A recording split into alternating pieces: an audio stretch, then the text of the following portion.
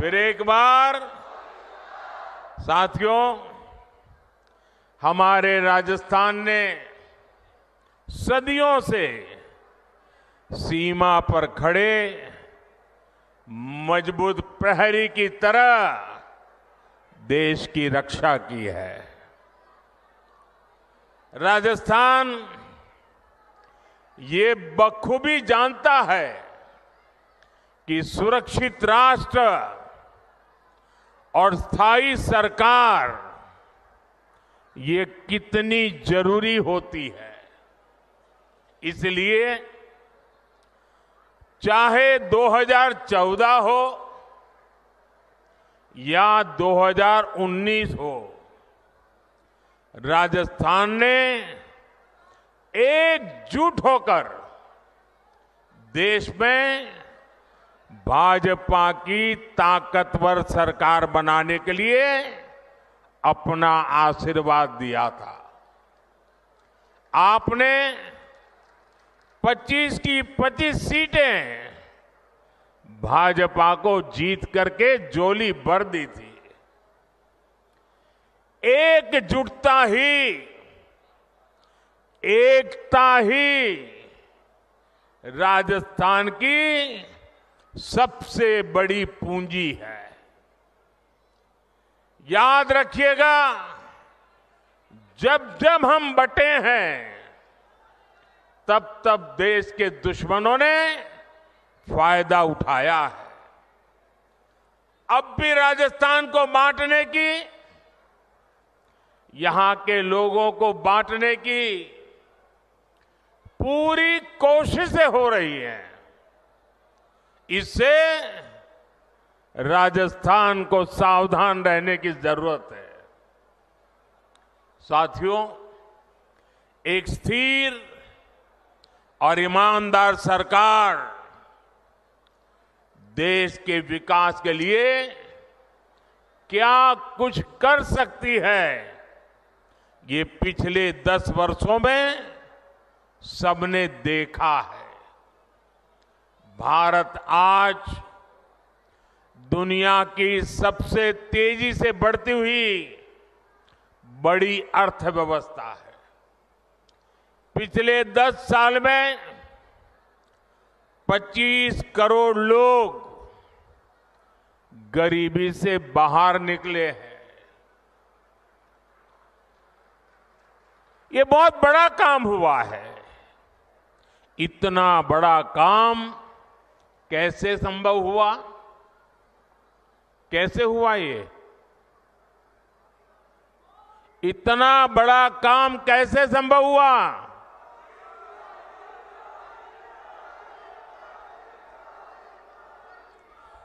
देश को सबसे मजबूत स्थिति में किसने पहुंचाया?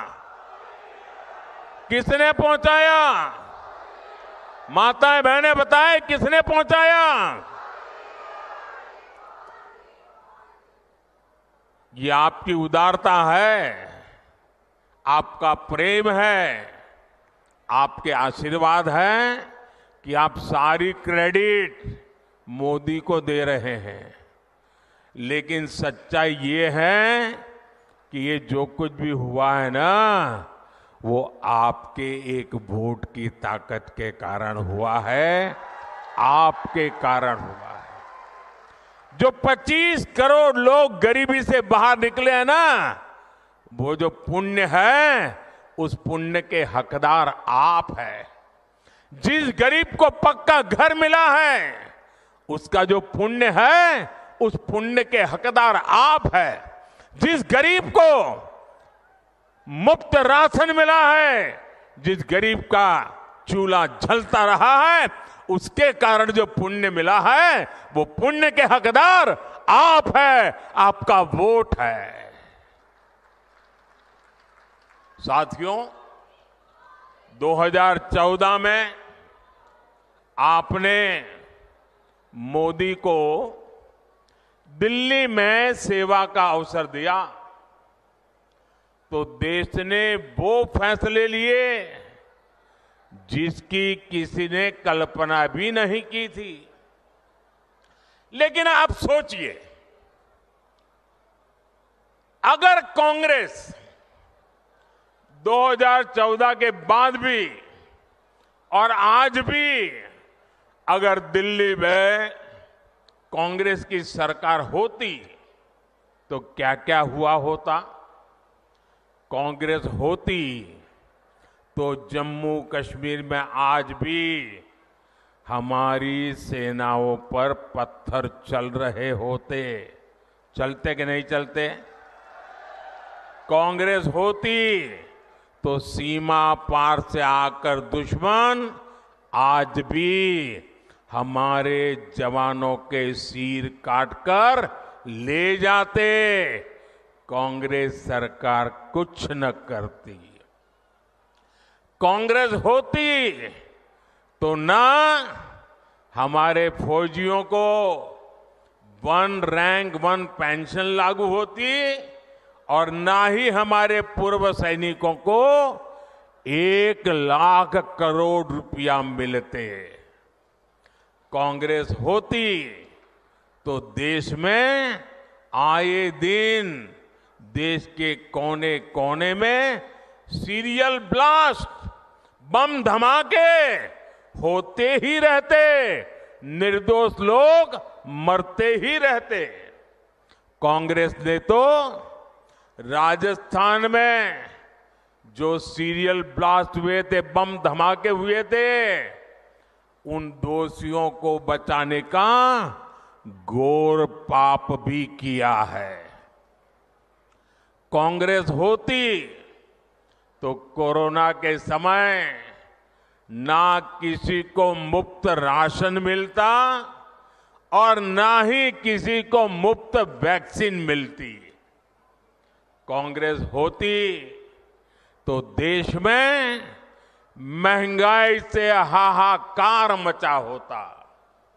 कांग्रेस पार्टी देश की मुसीबत में अपने लिए भ्रष्टाचार के नए मौके तलाशती। और राजस्थान के मेरे भाइयों और बहनों, आप लोग तो कुछ महीने पहले ही कांग्रेस के पंजे से मुक्त हुए हैं। कांग्रेस पार्टी ने सत्ता में रहते हुए जो जख्म दिए वो राजस्थान के लोग कभी भी भूल नहीं सकते। कांग्रेस ने महिलाओं पर अत्याचार के मामले में राजस्थान को नंबर 1 बना दिया था। और दुर्भाग्य देखिए, कांग्रेस के लोग विधानसभा में बेशर्मी के साथ कहते थे कि ये तो राजस्थान की पहचान है। अरे डूब मरो, ये शोभा नहीं देता है, ये शोभा नहीं देता है आपको। टोंक में किन असामाजिक तत्वों के कारण यहां की इंडस्ट्री बंद हो गई, ये भी आप जानते हैं।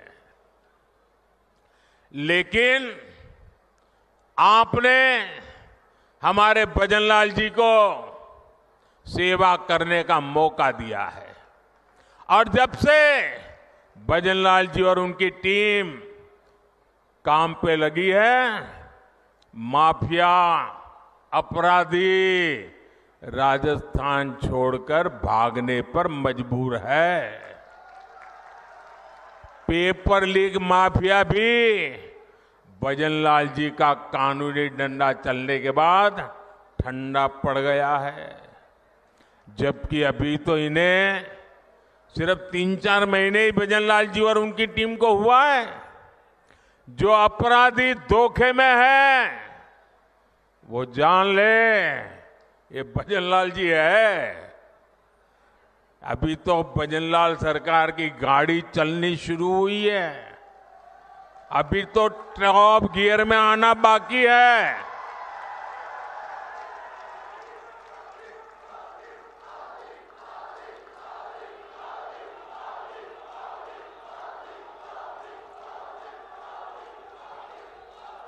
साथियों,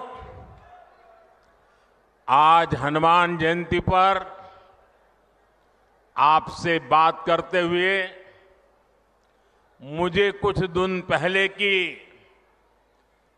एक तस्वीर भी याद आ रही है। हो सकता है आप में से बहुतों तक ये खबर नहीं पहुंची होगी। मीडिया का काम था ये बात पहुंचाए, लेकिन नहीं पहुंचाई होगी। वो तस्वीर है कांग्रेस के शासन वाले कर्नाटका की।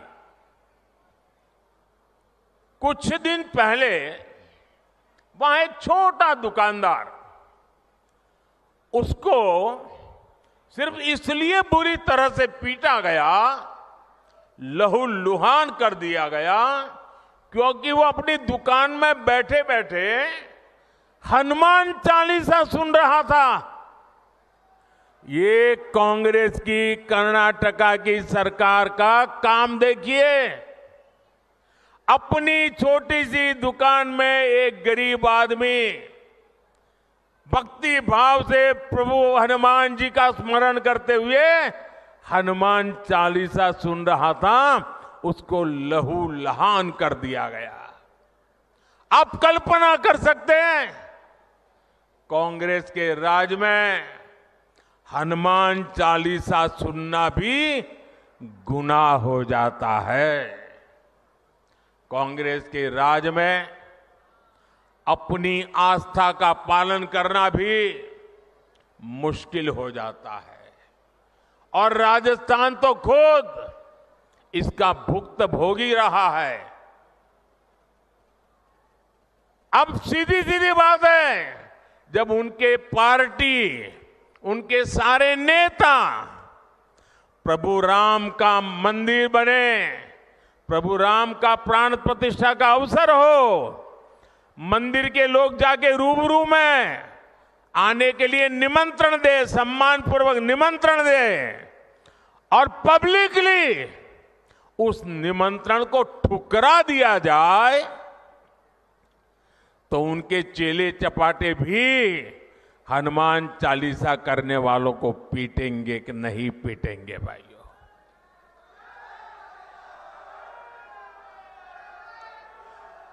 कुछ दिन पहले ही रामनवमी बीती है।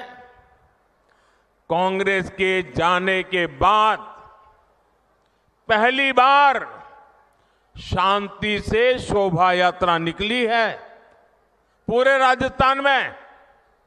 वरना पहले और चुनाव की आपाधापी गर्मी होने के बावजूद भी कांग्रेस ने तो, और हमारे यहां तो सूरज की पहली किरण का स्वागत भी राम राम सा से होता है। राम राम सा, कोई किसी को मिले तो पहले मुंह से निकलता है राम राम सा।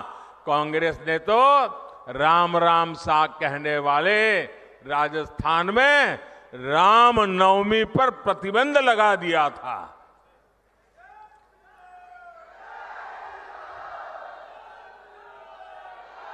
और हमारे किरोड़ी लाल ऐसे हर मुद्दे पर लड़ाई लड़ते थे। कांग्रेस ने शोभा यात्रा पर पत्थरबाजी करने वालों को सरकारी संरक्षण दिया था। इसी कांग्रेस पार्टी ने तुष्टीकरण के लिए मालपुरा, करौली, छबड़ा, टोंक, जोधपुर को दंगों की आग में झोंक दिया था। झोंक दिया था कि नहीं झोंक दिया था? झोंक दिया था कि नहीं झोंक दिया था? क्या ऐसे लोगों को माफ करोगे? अब भाजपा सरकार आने के बाद किसी की हिम्मत नहीं है कि आपकी आस्था पर सवाल उठा दे। अब आप चैन से हनुमान चालीसा भी गाएंगे और राम नवमी भी मनाएंगे, ये भाजपा की गारंटी है।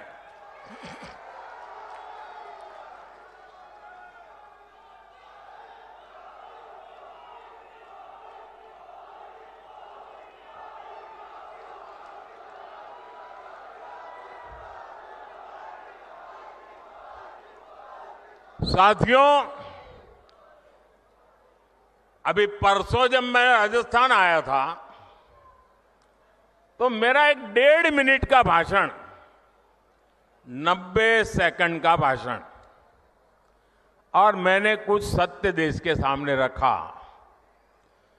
और पूरी कांग्रेस और इंडी गठबंधन में ऐसी भगदड़ मची है, ऐसी भगदड़ मची है। मैंने सत्य रखा देश के सामने। कांग्रेस आपकी संपत्ति छीनकर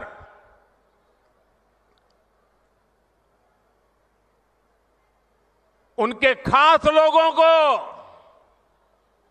बांटने की गहरी साजिश रचकर बैठी है।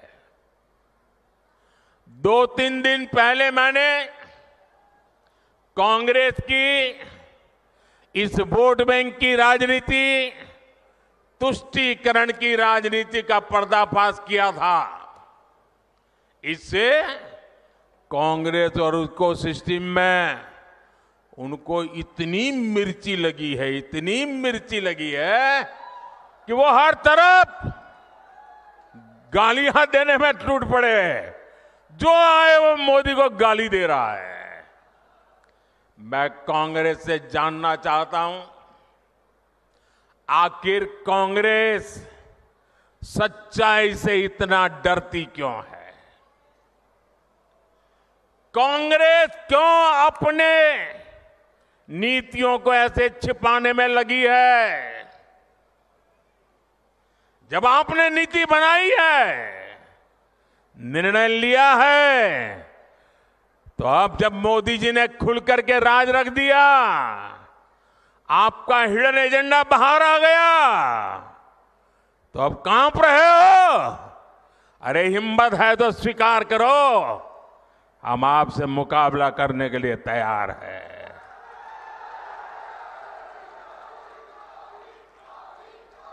मैं ये बात देश को साफ साफ बताना चाहता हूं कि कांग्रेस वोट बैंक पॉलिटिक्स के दलदल में इतना धंसी हुई है कि उसे बाबा साहब के संविधान की भी परवाह नहीं है। और आपको पता होगा, उन्होंने मैनिफेस्टो में तो लिखा है कि आपकी संपत्ति का सर्वे करेंगे। हमारी माताओं बहनों के पास जो स्त्री धन होता है, जो मंगलसूत्र होता है, उसका सर्वे करेंगे। और फिर उनके एक नेता ने तो भाषण में कहा, एक्सरे किया जाएगा, एक्सरे किया जाएगा। मतलब आपके घर में अगर बाजरे के अंदर डिब्बे में भी कुछ रखा है तो वो भी एक्सरे करके खोजा जाएगा।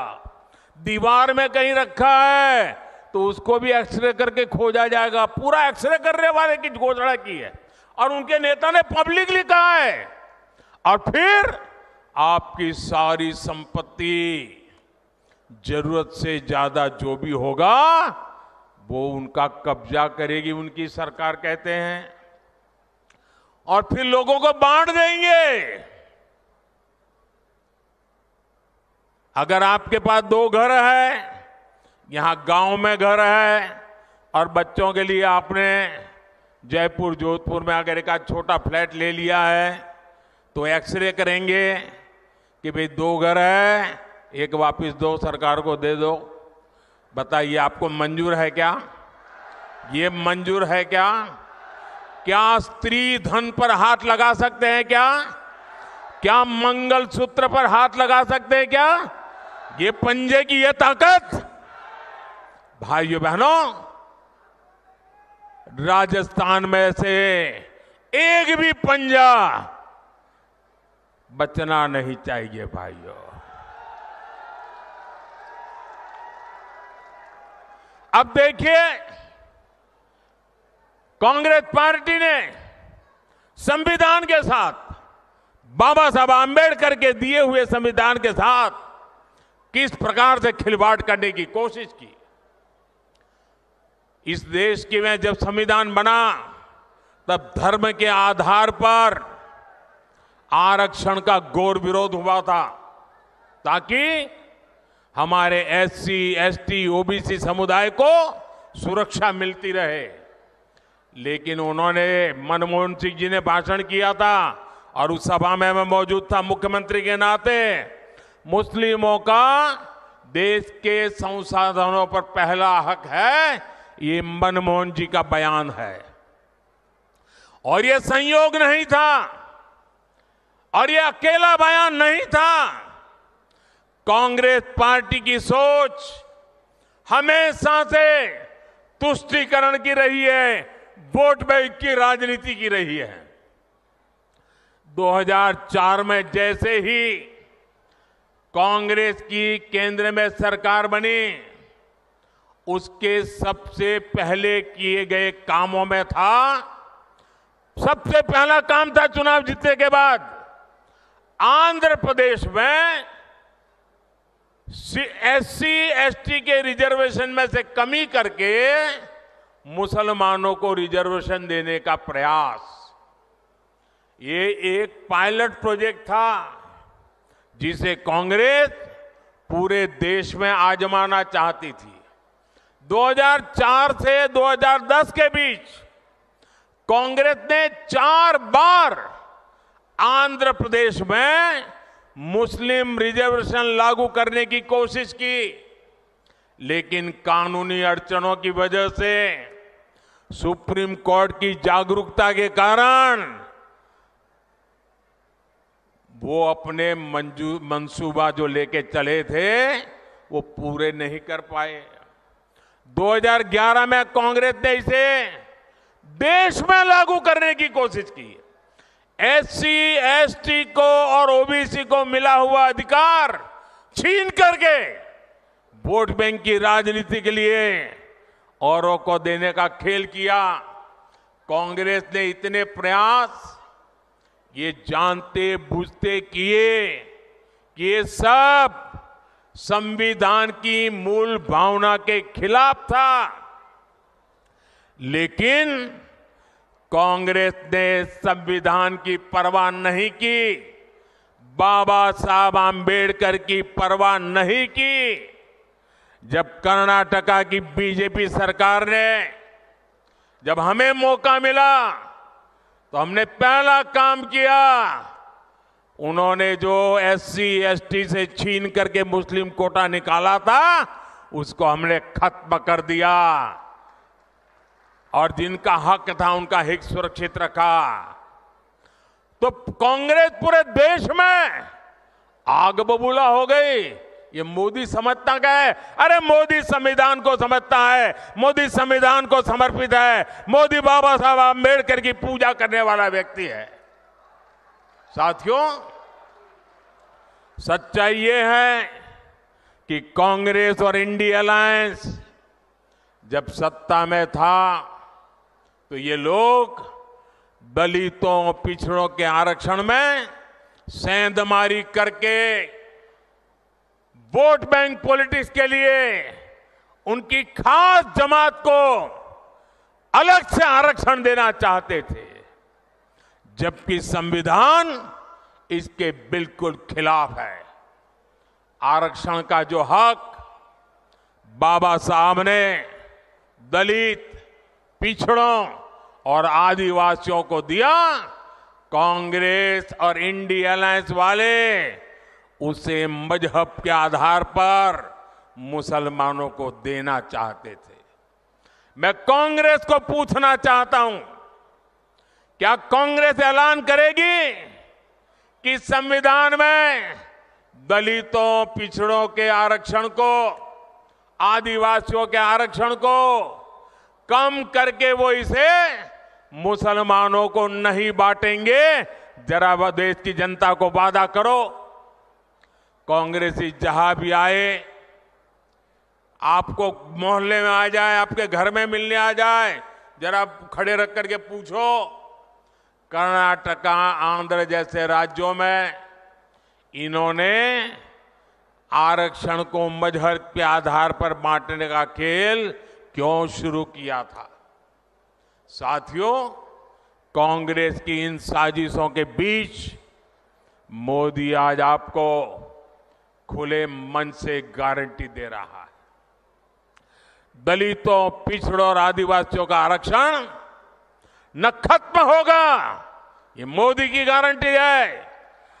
आरक्षण न खत्म होगा और न ही उसे धर्म के नाम पर बांटने दिया जाएगा, ये मोदी की गारंटी है। 2020 में आरक्षण की संवैधानिक समय सीमा खत्म हो रही थी और उस समय आपने मोदी को सेवा के लिए बिठाया हुआ था। ये मोदी है जिसने दलितों, आदिवासियों का आरक्षण और 10 साल के लिए बढ़ा दिया था। साथियों, कांग्रेस कभी भी विकास के मुद्दे पर चुनाव नहीं लड़ती। कांग्रेस पार्टी ने इतने दशकों तक आपको पीने के साफ पानी जैसी जरूरत तक से वंचित रखा। बीजेपी सरकार ने हर घर जल पहुंचाने के लिए जल जीवन मिशन शुरू किया, लेकिन राजस्थान में कांग्रेस सरकार ने उसमें भी हजारों करोड़ रुपए का भ्रष्टाचार कर दिया। कांग्रेस ने राजस्थान के लिए सबसे जरूरी ERCP प्रोजेक्ट को भी पास नहीं होने दिया। ये भाजपा सरकार ने, हमारे भजनलाल जी की मेहनत ने 3 महीने के अंदर ही ERCP परियोजना को पास कर दिया। ERCP का बहुत बड़ा लाभ टोंक, सवाई माधोपुर को मिलने वाला है। इसका बड़ा लाभ यहां के किसानों को होगा। यहां सवाई माधोपुर, टोंक जिले में PM किसान सम्मान निधि के करीब 1100 करोड़ रुपए सीधे ट्रांसफर किए गए हैं। राजस्थान में गेहूं का समर्थन मूल्य भी बढ़ाया गया है। साथियों, कांग्रेस को आधुनिक इंफ्रास्ट्रक्चर के निर्माण से भी एलर्जी है। ये बीजेपी है आज पूरे देश में आधुनिक इंफ्रास्ट्रक्चर बना रही है। देश का सबसे बड़ा दिल्ली मुंबई एक्सप्रेसवे सवाई माधोपुर से होकर के गुजर रहा है। सरकार ने जयपुर सवाई माधोपुर रेलवे लाइन के दोहरीकरण की मंजूरी भी दे दी है। हमने दौसा गंगापुर सिटी से जुड़ी हुई रेलवे लाइन का दशकों से लंबित काम भी पूरा किया। इस क्षेत्र में इलाज की बेहतर सुविधाओं के लिए एक मेडिकल कॉलेज भी बनाकर तैयार हो रहा है। साथियों, 24 के 20 चुनाव में राजस्थान में ये मेरी आखिरी सभा है।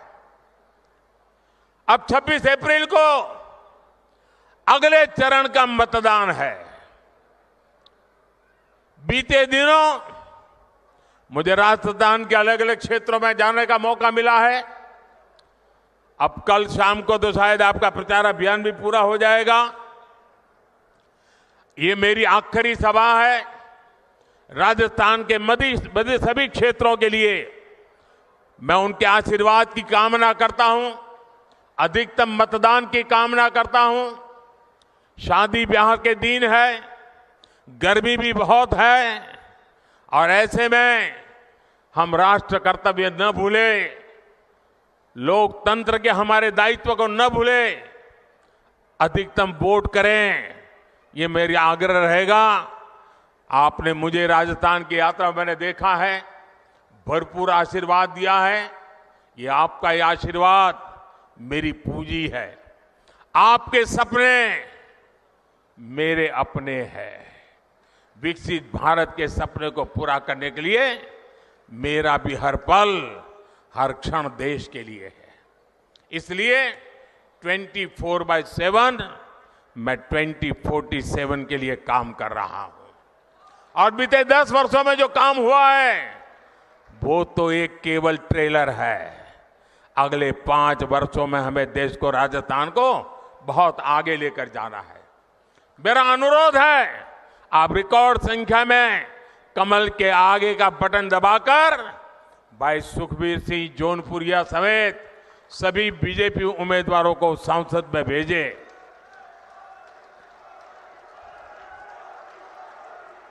और ये हमारे जौनपुरिया जी सामान्य इंसान नहीं है। मैं पार्लियामेंट में उनको कहता रहता था कि ये जौनपुरिया नहीं, ये तो जानपुरिया है। ये जान भर देते हैं, जहां भी पहुंचते हैं जान भर देते हैं। ऐसे हमारे जौनपुरिया जी को, और आपका एक एक वोट सीधा मोदी को जाने वाला है। और मोदी आपके पास वोट मांगने आया है। आपको एक और काम करना है, करोगे? करोगे? घर घर जाकर कहना मोदी जी आए थे, हर परिवार के लोगों को मोदी जी ने प्रणाम भेजा है, मेरा प्रणाम पहुंचा दोगे? मेरे साथ बोलिए भारत माता की, भारत माता की। जो लोग अभी भी आ रहे हैं, मैं पहले से उनकी क्षमा मांगता हूं। मुझे जल्दी जाना पड़ रहा है, इसलिए मैं उनका इंतजार कर रहा हूं। ऐसा संभव नहीं था, फिर भी ये प्यार कम नहीं है जी। इतना बड़ा मैं लगातार देख रहा हूं, जुलूस आता ही चला जा रहा है। मैं फिर से उनका क्षमा मांगता हूं भैया। वो इतनी मेहनत करके इतनी धूप में आए हैं, लेकिन पहुंच नहीं पाए। मैं सर झुका करके उनको प्रणाम करता हूं, क्षमा मांगता हूं। बोलिए भारत माता की, भारत माता की। बहुत बहुत धन्यवाद।